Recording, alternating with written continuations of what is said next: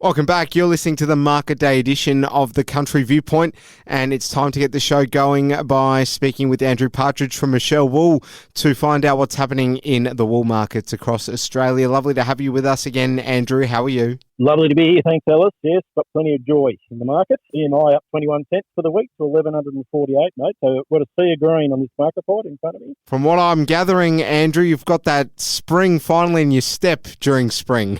Absolutely. So actually, I'm on the road at the moment. There's fields of canola and birds are singing. The wool market's going up. Not much to complain about, mate. Yeah, for sure. All right. Well, tell us about this overall rise, a solid increase. And as you say, green. We've been longing for this for a number of weeks now, Andrew. Yeah, for sure. Yeah, it was, it's sort of a bit of a return to the normal. We've had obviously a period of time now, lacklustre performance from mills and wanting to put orders into the market and just being enough there to sort of gently, the market sort of pulling back slowly.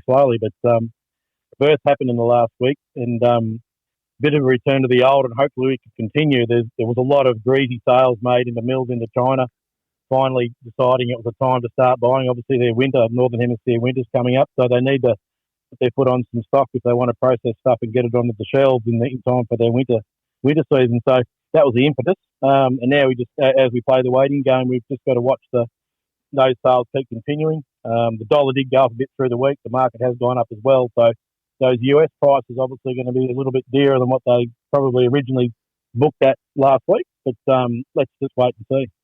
Well, I suppose the catalyst might have been the strong finish to last week's selling in the Western region. You did mention this last week, and everyone might have been listening and thought, oh, well, here he goes, trying to put a positive spin on it. But you were onto something there, Andrew. Yeah, certainly there. That was sort of just starting to dribble through. There was a bit more positive news. And the Chinaman, he actually, from what I can hear, there was a lot of sales actually done last weekend. So they're actually, obviously, a bit of positive sort of started filtering through. And it's amazing a country of that size, how they all seem to know there's a bit going on, and next minute the phone starts ringing and there's orders coming left, right and centre. You've got the two big traders, Endeavour Wool and Tech Wool, Aussie-owned companies in Australia. They basically took 25% of Australia's offering of merino fleece last week just between those two companies, and they're the powerhouses of the traders, so it's good to see them in our top sort of buying fraternity.